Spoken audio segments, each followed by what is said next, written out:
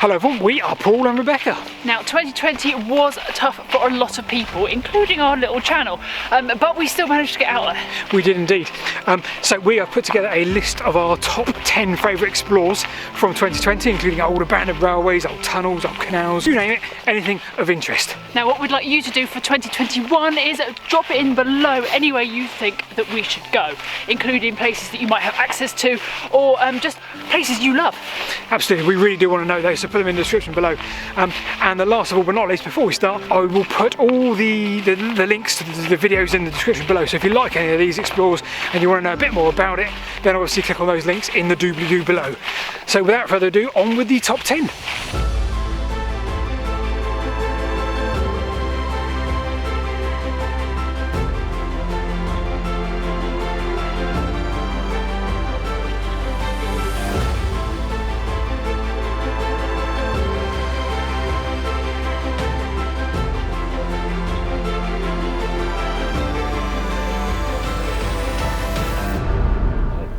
Oh, look at that. Oh yeah. Oh wow.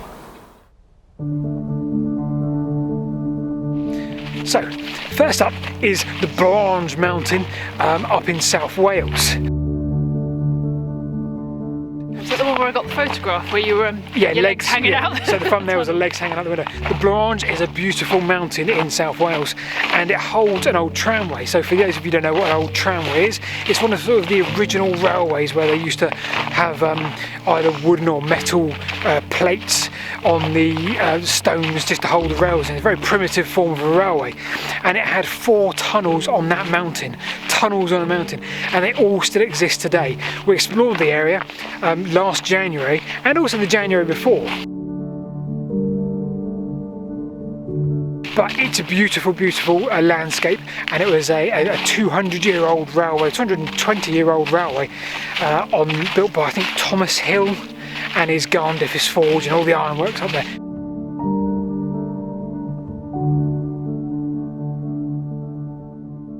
Very beautiful place. Would urge you to go and see it and explore some of those 4 tunnels, or at least 3 of the tunnels that you can actually get inside. In at number 9 is the calendar to Ogle line with the Glen Ogle Viaduct.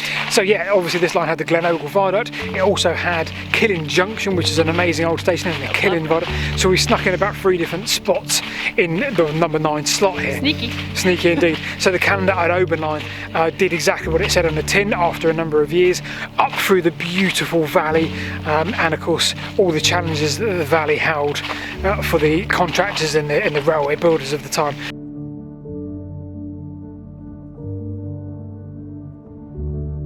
Very, very beautiful line, very famous, and of course the Glen Ogle Viaduct, as Rebecca said, was our highlight from that trip. So number 9, Glen Ogle Viaduct and the calendar to Ogle Railway.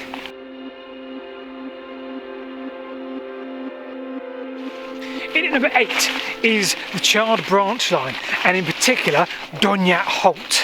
Well, that's where across the top, wasn't there? There was all the anti-tank blocks, wasn't there? Yeah, it was called the stop line for that reason. Yeah. So they had all the blocks along the line to stop sort of enemy tanks coming in during World War II. So Donyatt Halt, the reason why we put that in this top 10 is because we love projects where a local community have got together and done something to restore an old abandoned station. This is what we always love, people. Community have come together and done this. And of course this had information boards, the whole platform and the halt was done up lovely, wasn't it? It was. You can stop, there's benches, you name it. It was lovely. Really beautiful little place, and that's why Donyatt Halt is in our number 8.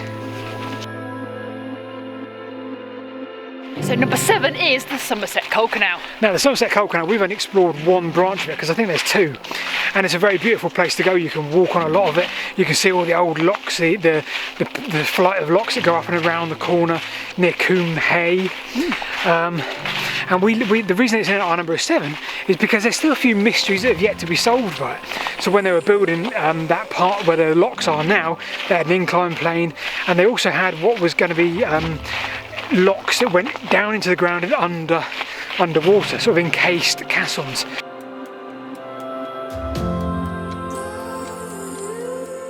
Now, can you imagine getting your barge and going into a box, both ends being completely sealed either end, and then you're lowered down a shaft in your boat, in your box, and then you go through a tunnel and potentially you go into another castle which is lockable, and then you go down again.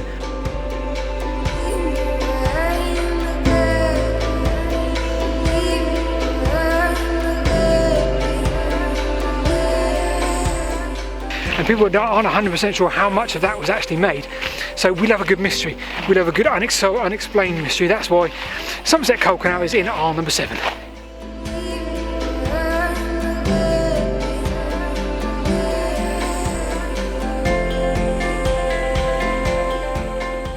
In number 6 is the beautiful Leadhills to Wanlockhead disused branch line. Oh, this was one of our first little trips, or first little videos when we went up to Scotland last time round, and it was quite amazing. The Wanlockhead is the highest station in Scotland, highest village in Scotland. Highest village in Scotland, and of course the highest abandoned railway. Yes. So it was a beautiful trip. It was a beautiful, lovely August day, and we managed to get some wonderful drone shots, some viaducts that were there but now abandoned, and of course up into the hills, and the final stop of Wanlockhead, where we did a bit of exploring. A very beautiful place. Again, would urge you to go up to that valley and go and see it. In at 5 is the Doe Park Tunnels, which we actually did on the Alpine route on our way up to Scotland. Yeah, so the Alpine route is sort of the nickname for it, the Queensbury lines, and yeah, we did that. We met Darren from Adventure Me. Go and subscribe to Darren's channel because it's great. Link in the doobly-doo. Link in the doobly-doo. Darren gave us quite an interesting tour of that stretch from Queensbury north. And there was a whole bunch of different tunnels and cuttings, very beautiful. In particular, the reason why it's in number 5 on our list today is because of the Doe Park Tunnels. Fascinating, never seen anything like it before. Basically, they are called inverted tunnels, which are almost completely encased like a round, not a round circle, but they are encased. They've got a tunnel on the bottom and the top. And now you'd think all they needed was a cutting, but apparently they built these inverted tunnels to stop water ingress because it was an extremely wet part of the the landscape, and yeah, quite unique, and I haven't seen anything like it since or prior to that. So in at number 5 is the Doe Park Tunnels. In at number 4 is the Bath 2 Tunnels, which almost killed me as we did it by bike. On the way there was fine to Bath, but on the way back, no, especially not after Panini. Back in the early part of the summer, sort of late spring, we were invited by Mark and Frank. Now Mark and Frank are responsible in large part to the orchestration of setting up the 2 tunnels cycle route, which go underneath a suburb of Bath. Mark discussed it one day in the pub and thought it'd be a much better idea if it was done like this, and so they pushed through and they did it. A remarkable achievement. Over a mile-long tunnel, one of them, and when we went there it was packed, people going up and down, using it for all sorts of recreational purposes, which is fantastic. So yeah, in at number 4, a well-deserved Mark and Frank and their wonderful 2 tunnels project in Bath.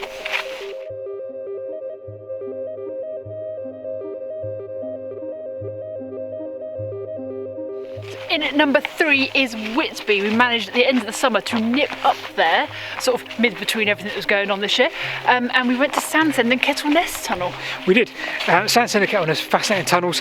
The way in which they were built, they had adits that went out the side to sea so they could remove some of the spoil out that way. They still exist today. We went into Kettleness from the north, and we managed to get in and see one of these adits and get some lovely pictures and bits and pieces. Oh, I did, yeah, obviously. You sat outside.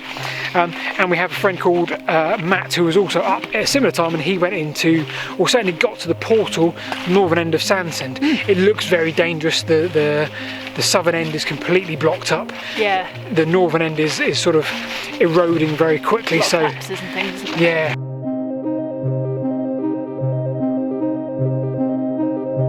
We would like to sort of get in again if we can another day, but I need someone else with me at the time, because a guide, but also someone to actually be a buddy, if you will, because I think that would be a sensible thing based on the potential dangers of that tunnel itself. Anyway, so yeah, in at number 3 is the Sandsend and Kettleness tunnels.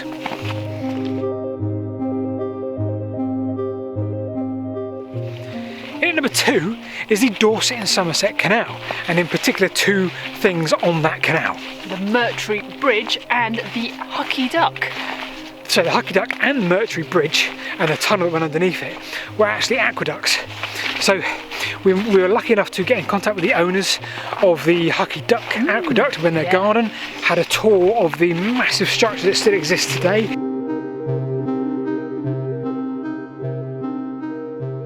So that was the Hucky Duck, and of course towards the end of that trip we got to see the Murtry aqueduct, or it's called the Murtry Bridge, but it is an aqueduct, or was an aqueduct. And surprisingly, there was a passenger or a walkway built underneath the aqueduct, yes, which is as beautifully intact as you can imagine. So it was built in 1794, and it's as good as new in terms of the masonry and the quality of the build. And when we went underneath it, we found some old symbols. They haven't watched the videos. You haven't watched the video? Yeah, watch the video. Secret symbols. Obviously all the links to these are in the doobly-doo below. But the symbols, obviously we assume, are maybe masonry symbols from the people that actually built the bridge and cut the stone. And therefore, if they had their symbol on it, they'd get paid for this stone that they built. But that was a really, for me, that was one of my favourites, hence why I said number 2. So yeah, number 2, the Dorset and Somerset Canal. It was never really used. And of course the Hucky Duck Aqueduct and the Murtry Bridge.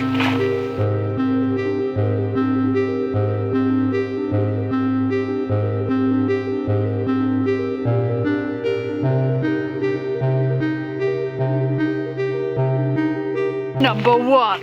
Number 1. Dun, dun, dun. Sapperton Canal Tunnel. We were going to do that in unison. I don't think we planned it, but never mind.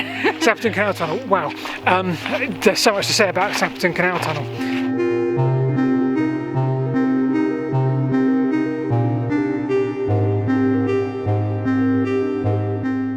Obviously the links in the doobly-doo below. There's 2 videos on it because we did the Thames and Severn Canal, and then we did Sapperton Canal Tunnel as its own video, and I really enjoyed the edit.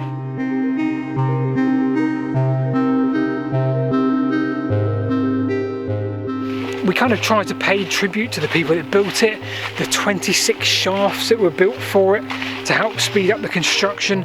And of course, as scary as you like, in the woods above it now, there are still some big holes there you can see down the shaft. So we decided to, with the help of our engineer friend Gary, we built a rover. I say we built it, Gary built a rover. The rover is ready. Rebecca's going to make a point. That we are at no point going anywhere near the edge ourselves. We stuck a GoPro on and we stuck it down the shaft to see what was at the bottom. Yeah, that was such an enjoyable sort of couple of days filming those videos. Really good. So that is why Sapperton Canal Tunnel is in at number 1. And yeah, you can see all about that in the video. We're not going to repeat all the stats and how long it was, etc., because it's all in the video itself. So go and watch those videos if you want.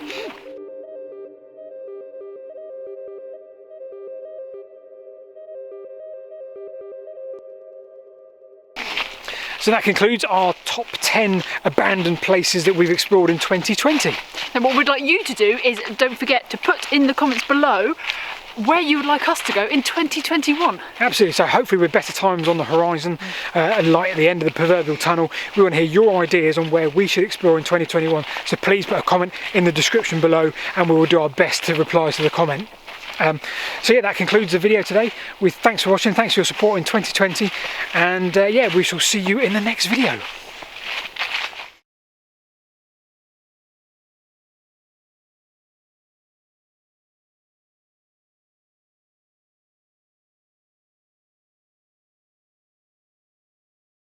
Really? Yeah, you're having fun, Rebecca? I'm having lots of fun in the cold. It's so cold.